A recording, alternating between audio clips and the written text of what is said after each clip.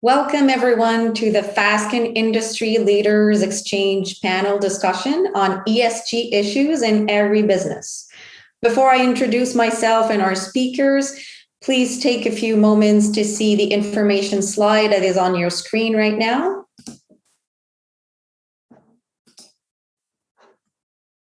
My name is Emilie Bundock, and I am a partner in Fasken's Montreal office and a member of the firm's Energy and Climate, Mining, Indigenous Law, and Political Law practice groups. I am joined today by our guest speakers, Diane Bertrand, Senior Vice President, Legal Affairs and Cooperation at Agropur Cooperative. Agropur is a cooperative owned by nearly 3,000 dairy farmers who have joined forces to process and market the milk they produce on their farms. Agropur uses the milk to create a wide variety of dairy products. Today, it is Canada's largest dairy cooperative and one of the top 20 dairy processors in the world. Charles Holt, partner at InvestEco Capital Group. InvestEco is an environmentally focused investment firm. Its main focus is investing in expansion stage companies in North America that promote health and sustainability in the food and agricultural sector. Jessie Kennedy, Director, Corporate Counsel at Starbucks. Starbucks, as you know, started as a Seattle coffee place in 1971, and by the end of the 90s was already in Europe and Asia. Starbucks has a big focus on sustainability. As Director, Corporate Counsel, Jessie provides legal advice for the company's Planet Positive agenda, a commitment to invest in regenerative agricultural practices, plant-based menu options, and reducing its reliance on single-use packaging. Maharaj, General Counsel and VP Legal and Government Affairs at Kraft Heinz Canada. The Kraft Heinz company is the third largest food and beverage company in North America and the fifth largest food and beverage company in the world. It has recently been awarded industry mover status by S&P Global in relation to its sustainability performance. And last but not least, Marian Van Hoek, General Counsel and Chief Compliance Officer at BASF Canada. BASF creates chemistry for a wide range of areas, including agricultural solutions such as fungicides, insecticides, herbicides, and seed treatments, as well as smart solutions for pest problems. Now on to the discussion. So in preparing for this webinar, I have read tons of material pointing to various concerns that all come back to ESG and the agribusiness. Even yesterday, the Intergovernmental Panel on Climate Change released its most recent report, which confirms that greenhouse gas emissions continue to increase and that the increase comes from all industries, including agriculture. The panel found that in the agriculture sector, growing crops within forests and managing livestock more sustainably would help improve land productivity and resilience to climate change, such as heat or drought and other significant impacts. This just adds to the growing environmental and social impacts of food production and consumption, forcing a rethinking of the agricultural model and also food waste management. And of course, an intensifying market demand for more sustainable solutions. That all seems to lead to a growing pressure for greater ESG performance and transparency in the food and drink industry. So as a first question to our panelists, I would go with, where would you say the pressure to focus on ESG is primarily coming from? Investors, customers, employees? And I'll start with Diane to kick us off on this topic. Good morning, everyone. I think first and foremost, the pressure behind ESG, and particularly the E of ESG, it comes from what was on the front page of your newspaper this morning, the science. I think that's the science is compelling in the agricultural sector.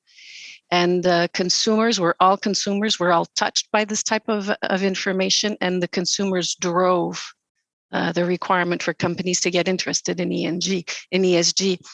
If you looked, there was a lot of surveys and data on this issue that's been published over the years. Back in 2017, the conference board was saying that 74% of consumers were ready to change in order to protect better the environment.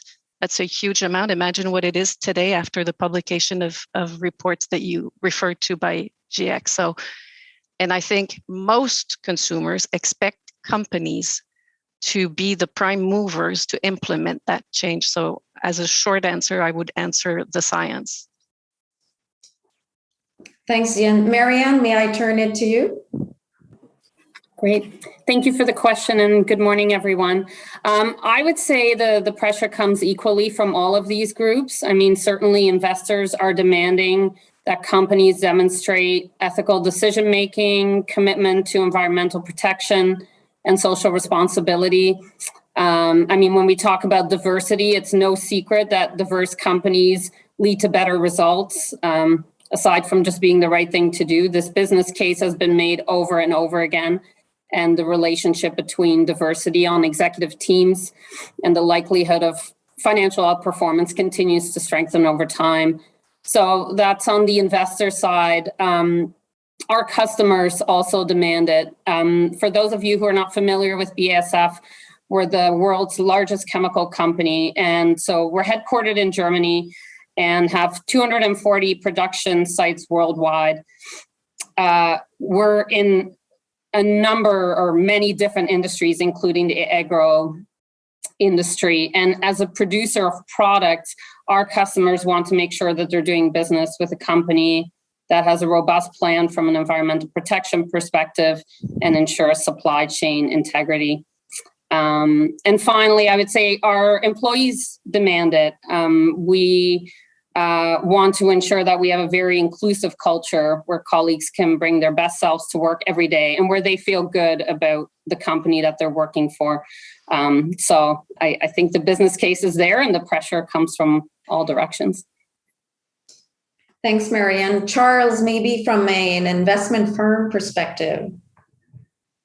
Yeah, good morning, everyone. Investigo is a venture capital investor in the food and agriculture space. And so we're investing in sort of small, fast-growing, pure-play companies. And for companies like that, so ESG and sustainability isn't so much of a cost as it is a driver of sales. If you think about it, a large portion of customers are looking for products that are environmentally and socially sustainable and healthier. If you think of food trends like, obviously, organic food has been growing at 10 to 15% per year for years and years and years. And the companies that produce that aren't doing that necessarily because employees or their investors told them to. It's because the demand is there. So that's generally, it's the demand. That said, we have our own investors. And over time, the number of investors who have been primarily focused on impact or dominantly has increased. And of those, there have been more and more professional investors, more pension funds, and others who require better reporting. So ESG performance is probably driven by consumer demand, but the reporting requirements that we have is driven by the investors, the professional investors especially. Thank you, Charles. Would you have something to add on this one? Yeah, I agree with everything my colleagues have said. I mean, Charles hits upon a great point, because when I looked at our shareholder meetings and shareholder proposals 20 years ago, when there were environmental proposals that were put forward, they constantly would get voted down. And that is now changed because of some things like Marian has said, is that there's statistics out there that show that companies that follow proper ESG policies do better. But it also has come from our consumers. And Charles has mentioned a great point that our consumers are demanding it. But the interesting thing for the most part is consumers are demanding it without wanting to pay more. And so it's a very, very important price of admission now for our consumers, that you have to have a proper ESG platform and that can be measured. And so I really do believe it is all three, as my colleagues have said, but I think the biggest drivers are consumers. And Jessie, would you agree with that? Yes. What the others have said so far? Yes. Good morning, everyone, and absolutely concur. Vigorous head nodding. I would say, with Starbucks, what's been very interesting to observe is that we've really been trying to promote the company as a company that has a conscience, and whereas in earlier years, that went a lot to how we take care of employees or partners, as we call them. Now, it really is about sustainability writ large. And could not agree more with Av that part of the tension is how do you deliver to customers what they want, what they're asking you for, within the context of the experience that they're used to, at least in our cafes. And that is a really interesting dynamic. But I can tell you that absolutely all three pillars are at play with respect to how we've been thinking about and approaching this topic. Thanks. I think it's a very good start, actually, in thinking about, consumers wanting more sustainable solutions, but not wanting to pay more, leads me to a new, let's say, group of consumers, of investors, and of employees that are probably putting a lot of pressure, and those are millennials.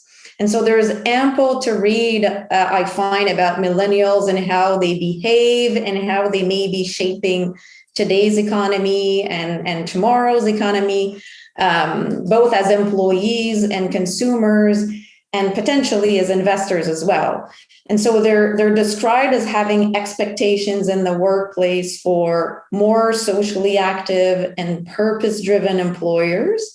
And as consumers, they also look for healthier foods. They want companies to supply healthier food, more sustainable food. Are there any specific trends that you see in today's increased interest for ESG in your respective sectors that echo what we read or hear about millennials' trends? And maybe I'll start with Jessie. Yes.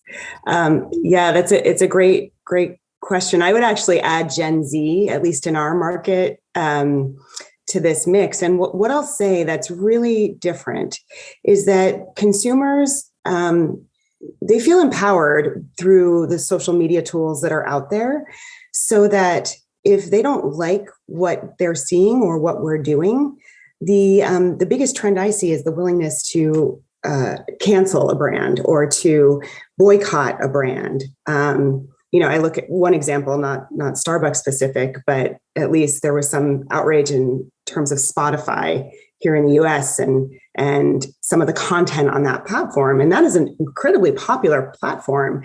And yet there was a willingness to kind of put your attention and time where aligned to your values as a consumer. And so I see that as a big, trend.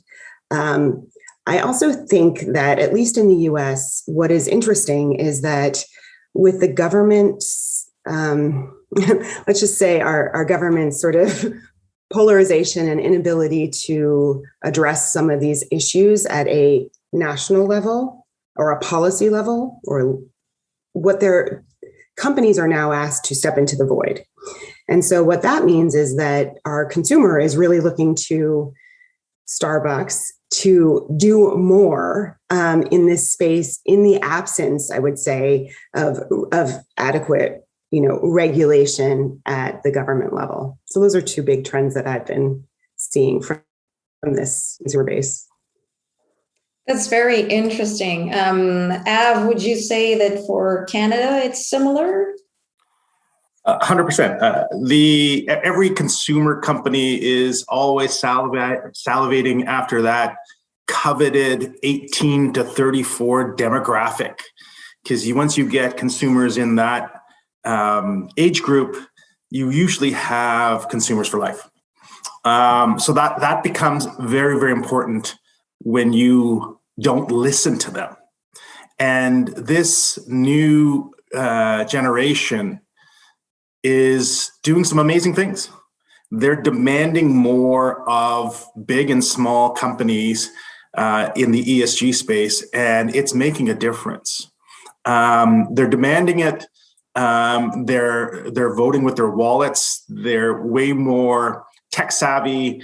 They have more information, right and wrong, as we know, and are willing to put your feet to the fire if you don't follow ESG practices. And there's definitely incorrect information out there, but millennials are, I believe, a great driver of positive change in the corporate world, the likes of which we haven't seen, to be honest. And I'm very happy about it. I'm not a millennial anymore, even though this may look black, but it's been around a while. But ultimately, what that means is we're going to listen, right? We're going to make sure that we are reformulating foods. And I'll back to my earlier comments about reformulations. Our company spends hundreds of millions of dollars in reformulations from Kraft Dinner, and I'll do a plug. Kraft Dinner, everybody's like, well, it's not healthy. But if you actually look at the label, there's no artificial ingredients, artificial colors, anything, right? Artificial flavors. And so we've listened to consumers, but the consumers haven't caught on. And so there's this good and bad information about this positive changes that are happening.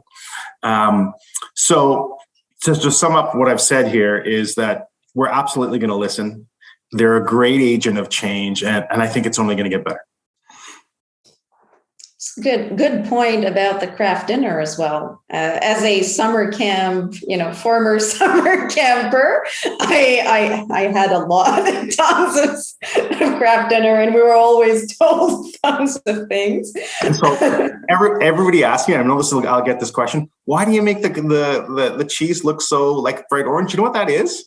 It's turmeric. Just so everybody knows. Wow. Okay. Yeah. Super. Yeah. So it's great, actually. It's a great ingredient. We're told by our doctors to have more. So it's a good thing. Diane, what about the dairy sector? I'll agree with what my predecessors said on that topic about them wanting healthier food, being very interested in animal welfare. Let me bring you a different perspective on this issue. Agropur is a business that sells directly to consumers, but about 3/4 of our business is selling to other companies, other retailers, for instance, or even my colleagues on this, some of my colleagues on this panel. So. One trend that we see that's very interesting is that millennials love private brands, and that's a challenge for anybody that have national brands. Long gone is the day where private brands were cheap, only cheap. Now they're ethnic. They're sugar-free, they're bio this, they're green that. There's a great variety of taste being produced by private brands and private labels. And all of us are challenged by that because that's a growing market. It's the private labels have not been that popular in North America. It's growing, but it's a challenge both for national brands and retailers to think about the fact that they see value in private labels. Interesting perspective. I moved to Charles for maybe a different angle on this millennials Sure, question. Yeah, I mean, obviously, millennials are the target demographic. They're the most active and engaged in this. And let me just run through some of the different trends that we're seeing as venture capitalists. Obviously, organic food has been growing a lot, but within that, regenerative farming is a big trend. And that's farming in a way that restores soil. It's low till. It improves carbon sequestration. So grass-fed and regenerative farming. Another trend is obviously plant-based dairy and meat, but that may actually be slowing a bit. And within that, there's a trend towards clean label. plant-based dairy meat. So obviously, some plant-based meat companies have a reputation for having lots of synthetic ingredients. So there's a movement towards sort of clean label, maybe just based on like jackfruit, for example, is a fruit that has a meaty texture and can be repurposed with minimal processing to be meat. Another being non-alcoholic beers and spirits. In Europe, more than 10% of beer that's sold is non-alcoholic, and in North America, it's like 1 or 2%. So there's a lot of activity in that space. Another one is upcycling and reduction of waste. So that's using the byproducts and waste of certain processes like spent grain, and making from brewing and making that into bread or other food products. Or you may have heard of like using ugly or secondary fruit or waste fruit to make products like Loop does in Quebec to make juices, for example. And the reduction of food waste. There's an app. I think several chains have them now, but there's one, Flash Food, and so it advertises food that's going to be thrown away from stores, and you can go and you can buy it at a discount to reduce waste. So I mean, there's lots of exciting food trends that millennials are the chief drivers for. So we're very excited about all the trends. Interesting. And I saw there was a question posted in the Q&A box, and I take this opportunity to remind our audience that there is a little box where you can post your questions. And I think there's one question that came in that is really a follow-up to what Charles just discussed, and it's about circular economy. And so would you say circular economy is also around, like, amongst those trends? Because I heard you food waste and all of those trends. Circular economy is probably one of those. I mean, I just mentioned repurposing food waste, but yeah, definitely. I mean, I think I just mentioned Loop as a company, but that is, Loop, the circular economy company. So it's definitely a food trend. Thank you very much.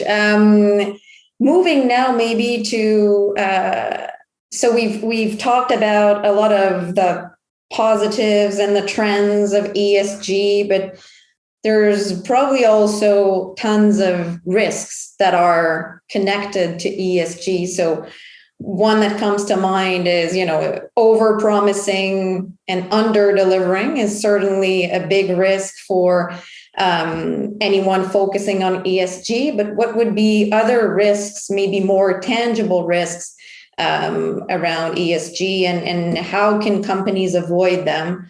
And I'll start with you, Charles. Sure. Yeah. I mean, in terms of our business, the main risks are really marketing and sort of regulation. And one risk when you do invest in a company that's maybe overpromising is that it doesn't stick. The trend, whatever you're investing in, doesn't stick around. If you invest in, there's been lots of superfoods, for example, that have been really trendy for a year or two, making great claims about them, like quinoa, kale. I mean, they're all good for you, but they're not maybe super, panacea for things. If you make claims around many nutritional products, next year the science will be different. You can. So it's really important to make sure that the claims have enough analysis and verification to them that they'll stick around. For example, I mean, it's provable that regenerative and organic farming helps soil health, or that plant-based diets are better for the environment. So these are things that you can rely on and invest in. And related to that is a risk is promoting positive attributes when there's maybe negative risks as well. So, I mean, from our perspective as an impact investor, it's great that there's organic alcohol brands out there, but you got to weigh what's the positive and the negative. So it's really important to make sure you look at negative impacts as well, or you get called out on them. And of course, I'm not a food labeling expert or anything, but obviously, if you're making claims about about the benefits of a product, it better be stand up to food labeling laws. In the States, there's a bit of a cottage industry around consumers being able to have causes of action. We run into this thing in the States of Prop 65 in California, where consumers and entrepreneurial law firms like to launch claims based on very trace amounts of trace amounts of metals that don't appear in the labels. So we have to worry about that in the States. But so those are some of the risks that we see. Interesting. Av, would you have something to add, maybe on the labeling part or the claims part? I mean, I agree with what Charles has said. I mean, labeling in Canada, unlike the United States, and I not completely, and Jessie probably knows this better than I, but it's more about what you can prove there, whereas in Canada, it's very prescriptive. And so what you can and cannot say is basically codified in the Food and Drugs Act in Canada. And so you can't really say, hey, if you eat quinoa, it'll lower your cholesterol by X amount of percent, unless the Food and Drugs Act says you can.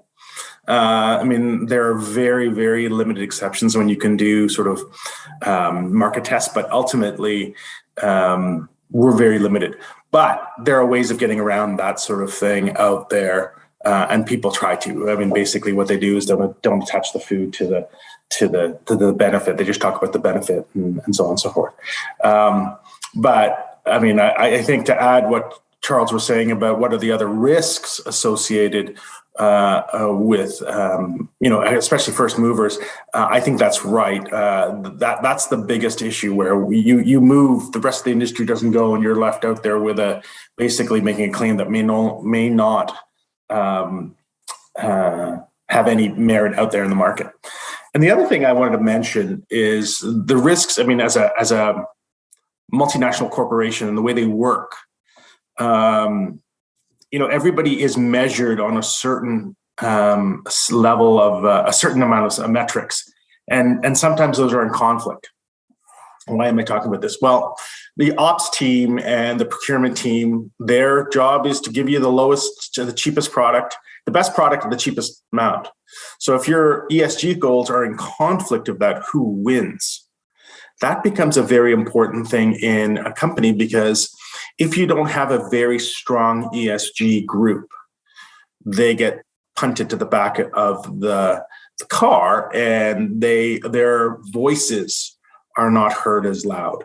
So what happens is, rather than using organic, or rather than using local, they're going to use the cheapest. But the ESG people are saying, wait, no, the consumers are going to want that. Yeah, but I can save you $50 million, and you're going to give me a $10 million incremental with your organic. So guess who wins?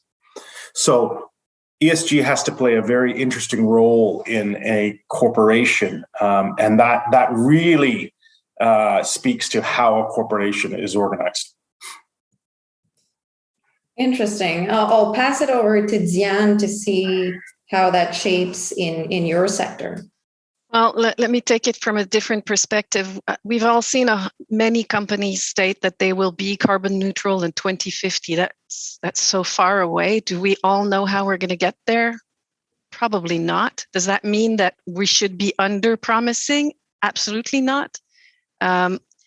We collectively have no choice but to improve, and the technologies will get better. We will share the great successes we've had in these initiatives. You will learn from your mistakes, and you have to aspire to bigger and better. And I find that a lesser problem than underachieving. I think you have to be authentic in your willingness to increase and to be better. And if you're authentic and you're willing to measure, because that makes you serious, I think you might be forgiven for being aspirational. The importance is to be authentic and be measured. Interesting viewpoint. Jessie, maybe you want to comment on that question? Yeah, I've had more vigorous head nods with everything my co-panelists have shared. There's so many interesting points to be made there. I think to Av's point about how your ESG group is supported throughout the business, I've observed that exact same conflict or tension. And what I will say that's been successful at Starbucks is to have one centralized sort of ESG, what I would call the strategy team, and then to embed within each functional group an ESG kind of employee group. So in other words, to use an example, when we think about reusables is part of the strategy, certainly for Starbucks, to minimize its single-use cup waste. And we've known for years, and part of our success has been on the model of a single-use to-go cup.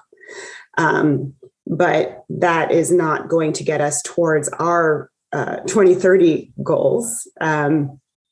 And so we have to design and think about sourcing a cup that has the ability to both be reused and possibly a separate product of one that can be recycled, fully recycled and accepted widely. And I will throw that out there as one of the challenges, taking a slight pivot away from food, but thinking through the recycling, composting infrastructure across certainly the United States and Canada as well is so variable based on municipality, based on, so really there isn't one set standard, which makes operating cafes across the country trying to have one product or one, statement on your product label that this product is compostable or recyclable near impossible.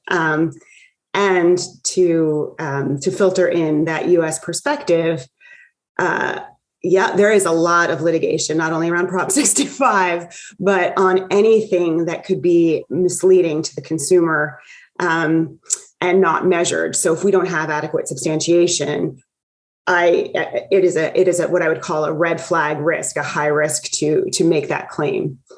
But I could go on and on and on about all of this because I find it so interesting. I do want to circle back to the point about embedding a ESG specialist within your business, which is to say that if my sourcing team, supply chain team, is tasked with finding the right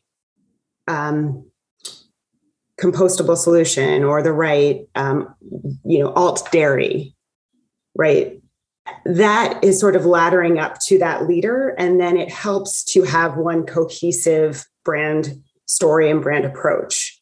So that's just been an interesting way that Starbucks has approached that issue, which is, there's a centralized strategy team, but then embedded with each functional unit would be an ESG specialist as well.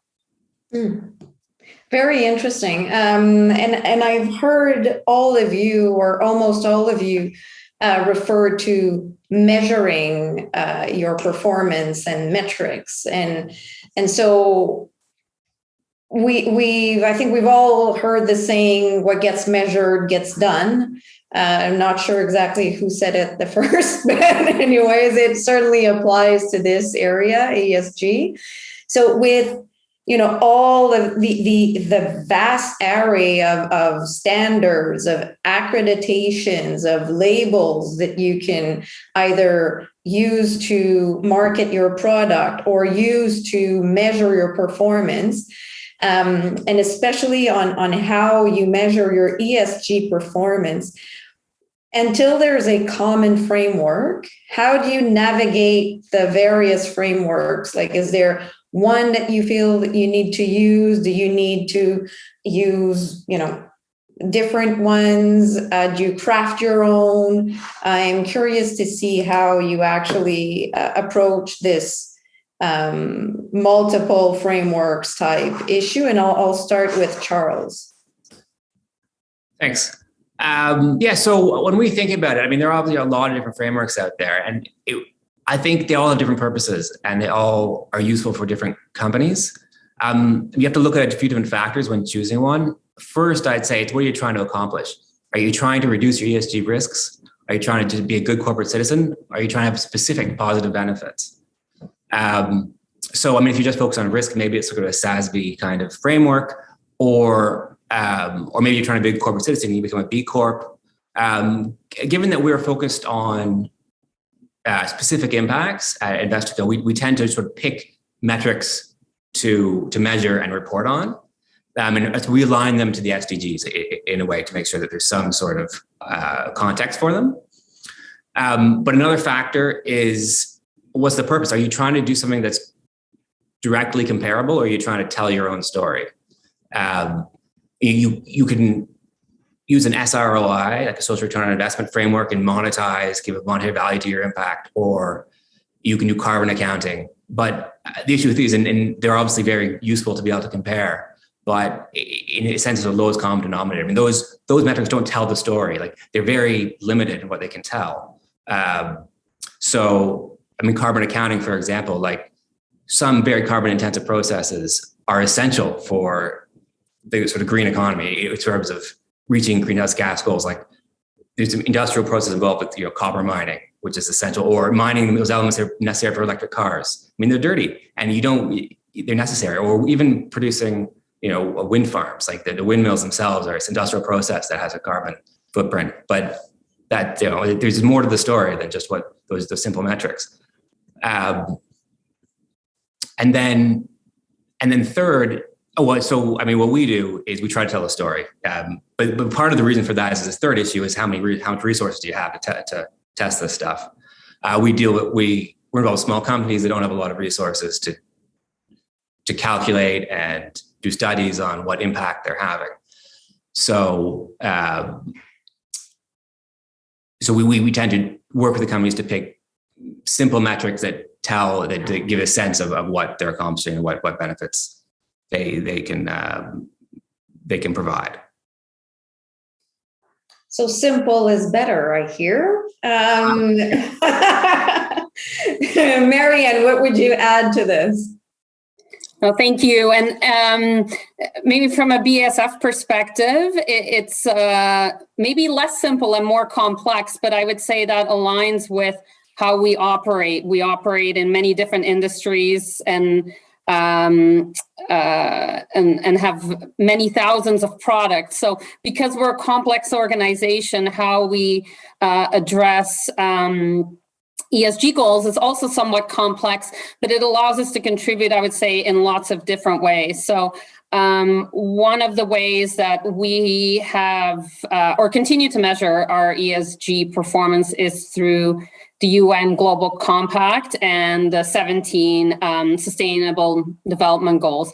And what's great about this, and if you haven't, if you're not familiar, I would encourage you to take a look. There are 17 SDGs, and they range from gender equality to clean water to decent work and economic growth to responsible consumption. So really, all of the goals that will make our globe more sustainable and a better place to live. So because we are a quite complex organization, we take a multi-pronged approach and we try to address each of these SDGs, but in ways that make sense for the company. So, there's SDG number 4, I believe, focuses on education. So one of the areas, or one of our areas of focus is educating children on chemistry, because that's something we know very well. Of course, gender equality, which is SDG number 5, is something that's very important. And we have, as I'm sure all of my panelists, very strong goals to ensure gender equality at all levels of the organization.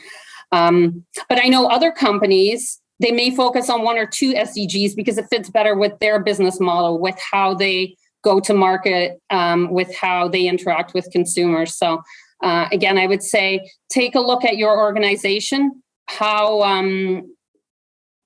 can you best achieve your goals and contribute to making this world a better place? Thank you, Marian. Av, I'll turn it to you for some thoughts on the frameworks. Sorry, the UN frameworks? Any framework that you use or... Oh, okay. Yeah, no, I mean, we have a framework that has a three-pronged approach to ESG, as you'd expect: environmental, social, and governance. And we have dedicated individuals. We have one senior executive that rolls up to all three, but then have dedicated teams to deal with each of those specific issues. And of course, some permeate through the organization much more than others. Environmental, as an example, because we are a manufacturing organization, really is focused on our manufacturing facilities, and to some extent on the rest of our real estate, which is our warehouses and our head offices. And so you really do see that focused in the procurement areas, the ops areas. Governance, as you would expect, permeates throughout the organization. That speaks to things like Black Lives Matter. It speaks to women in our organization, diversity in our organization. So those are the sort of things, in my view, that become very important. And obviously, that overlaps in social as well. And so it is a very centralized approach for us, all the way to the top. And I think that's important for us because, we're an organization that is far-flung across the globe. We sell in 200 countries. And it's important that you have one voice driving that agenda, because if you don't, it does get dropped by the wayside. Back to my comment earlier regarding one highest, best use and cheapest way to do things. I mean, at the end of the day, remember, every single one of us on this panel are profit maximizers. And so that means something different slightly to each of us. But we are always subject to the winds of change out there. And I think that's important, and why we do need people out there speaking about these issues.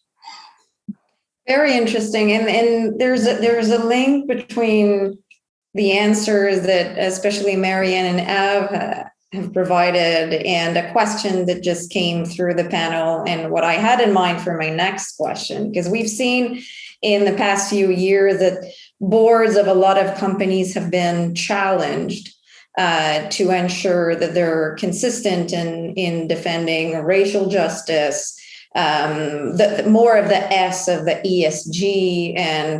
And so, for example, we remember in 2020, there was the murder of George Floyd that, was met with nearly universal condemnation statements. Everyone has had something to say. And in parallel, there were acts of violence against Asian people that were in particular in relation to the origins of the COVID-19 pandemic that seems so far away today, but is just 2 years ago.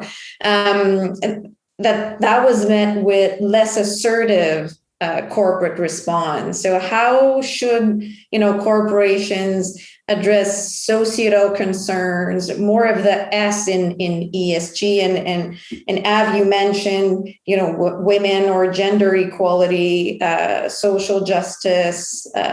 Anything else you want to add? Yeah, I mean, I just came off a stint as running HR and corporate affairs before we did a reorganization. And my favorite line as I got up in front of the organization was stand a post, because your consumers are asking you to do it, but also your employees are. Same thing with Russia and Ukraine. There are stands taken that I never thought would have happened 10 years ago. George Floyd's a great example. I mean, my son personally, my son is adopted. He's Black, and I wear my shirt that says "I can't breathe" to my town halls, because if we don't demonstrate that leadership, things won't change as fast. I'm not saying that corporations are the drivers of change. Very often, we're not. We're a bit more like weather vanes. But it's just not to say we can't move faster. But we are seeing a wonderful change in the corporations across the world taking stands. Like the amount of corporations that are leaving Russia right now is impressive. Especially, I don't know if anybody knows this, but the Russian government has in essence said they're suspending IP laws so they can take over our companies that work there. So if Kraft Heinz leaves Russia, the Russian government's going to, that's fine. We're just going to run it for you, and we're going to use your IP, and we're going to use your name. We're just going to keep going. And the same thing's going to happen with McDonald's, all those sorts of organizations, but they're still taking the stand. And that to me shows a level of courage that you wouldn't have seen 10 years ago. Those days of, when Michael Jordan used to say, I'm not going to take a stand because Republicans buy shoes too. Those days are fast receding in the background. And I think that's a good thing. Very interesting. And Jessie, may I pass it over to you? Yes, please. So a couple of things that I actually do think tie together here. Circling back to it's that question around consumer demand and what are consumers looking for from brands. I think you almost will be punished in the marketplace if you don't take a position, if you don't take a stand, if you don't put your values first and foremost. Then our consumers notice, any consumer notice right now. And so what I think is the trickiest part is how to navigate this authentically. And as a lawyer and legal advisor, one of my kind of hallmarks here is that I try not to over lawyer and get in the way. And what I mean by that is there will be risks to moving fast and being responsive and throwing things out on social media or throwing statements together. Those come together often late at night, very early in the morning. The events happen, and you need to react and move quickly. And if everything gets vetted and crossed and redlined and carefully manipulated by the legal team to avoid risk, the statement is neutered to such a degree that it loses its authenticity. So there's a level of comfort that as an organization, we have to get, Starbucks has to get, that we're going to go out there and we might say things that don't hit it exactly right from a legal risk perspective, but that's okay because we've built some authenticity and trust with the consumer with respect to how we've thought about and approached these issues. I would say that if you're just starting to think about this at the moment of George Floyd or an incident like that, then you're going to be caught flat-footed and not be able to respond. I think you really have to build these programs and policies in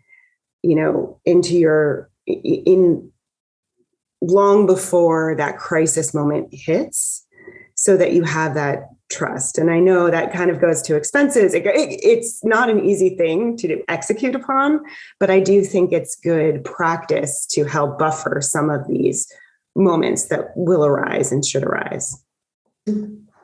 Interesting perspective. Marian, maybe one additional comment? Sure, and I absolutely agree with Jessie and Av's comments, and maybe I'll speak a little bit about how corporations should respond internally, because I completely agree with what's been said in terms of how they should respond externally.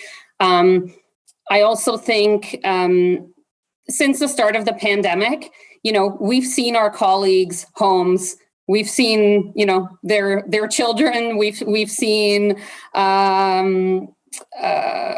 folks in very difficult circumstances. And I think what it has forced corporations to realize also is that, we need to take care of our colleagues' mental well-being. And in particular, all of the events that have been mentioned, they've taken a toll. And what we've tried to focus on is how do we respond, but not in a corporate way? There's lots of sort of canned messages that could be given, but how do we really try to listen to our colleagues what they're going through and how they're personally being impacted by all of the terrible events that we all have seen on the news. So what we did at BASF was we started having what was called courageous and compassionate conversations, which was very open discussions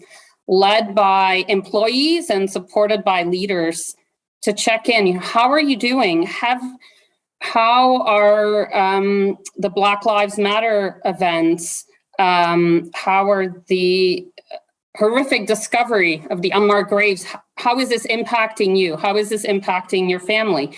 And it was tough. I participated in some of those, and these are not conversations that, maybe I'm not trained as a lawyer to have those, but it was really important to hear that from our colleagues. And it allowed us to take actions that were driven by what our colleagues were sharing in terms of their experiences, as opposed to just what we thought we should do as a corporation. Thank you very much. So we've been mixing some of the questions that come from the audience and some of the questions that we had in mind for this panel. And I think we'll take the last few minutes to focus more on our audience questions. And there's one that actually looks to the future. And I think it's probably the immediate future that's very interesting. We see inflation, shaping up, and we're entering to probably a brutal inflationary world for, at least that's what the participant is suggesting. So do you think that organizations will be able to stay the course on the ESG efforts and sustainability efforts despite the inflation cycle that we may be entering? And so I'll open it to all of our panelists, and maybe start with whoever wants to start.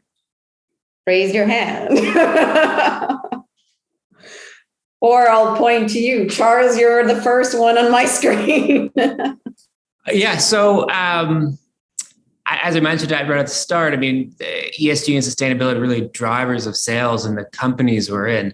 So inflation, so the essence of the products they sell, like, so plant-based meats, for example, inflation will drive up those costs, but it won't change the fact that they're plant-based meats, or they won't be able to do anything to change that. So I don't know that inflation will affect the types of companies in terms of the ESG efforts that we're in. It's a challenge, of course, in all sorts of parts of the business, but not in the scale of the ESG efforts. Good. Marian, you're next on my screen. Yeah, I think certainly the pressure is there, but it's about the long-term view, right? I can say from a BASF perspective, we were founded in 1865. So this is a long-term goal, not short-term survival. And of course, inflation, as with many of the other issues we've talked about, will put pressure on the ESG goals that are quite ambitious in many ways. But I believe and I hope that companies continue to stay the course despite what is currently going on, to not lose sight of some of these very important goals, and in particular the environmental protection goals. Thank you. Av, you're next on my screen. Yeah, the first thing I want to say is this inflationary environment is the likes of which I've never seen in my 20 years plus in the food industry. We are out of crazy things like glass jars. Glass is made of sand. Like, how are we do not have glass jars in this world? Lids, vinegar, like crazy stuff. If you want to buy a truck, start a trucking company, good luck. It'll take you a year. Warehousing, forget it. There's not capacity. There's so labels, everything we seem to want, immediately, because we try to do just in time as much as we can. We don't have, and so what does that mean? It means inflation, of course. And to my colleagues here who all run like large enterprises here, I mean, we're talking hundreds of millions. And in our case, it's running into the billions. And what's more, the inflation has gone even higher than we anticipated.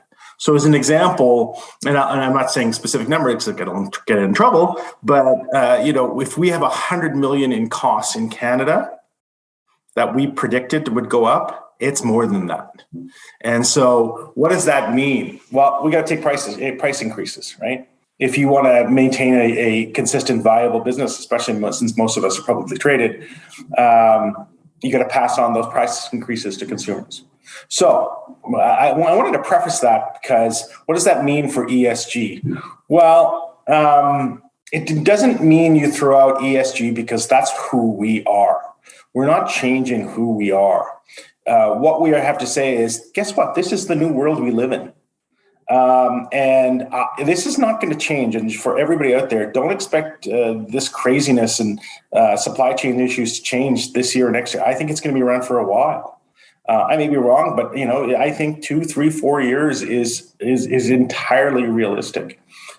So that doesn't mean you change your ESG strategy tomorrow. It means you continue to do what you do. And if anything, you start doubling down, because as people become a scarce commodity in our organization, trying to find people is hard. They more and more value who you are, what you stand for, the diversity of the organization, the social conscience of an organization. You don't do that, forget about it. They'll go to the next person. So it becomes even more important in uncertain times. Interesting. Diane, over to you for closing remarks on this one. Yeah, very short because because most has been said already, but our owners are 3,000 dairy farmers. Sustainability is here to stay, over and above the fact that consumers want it.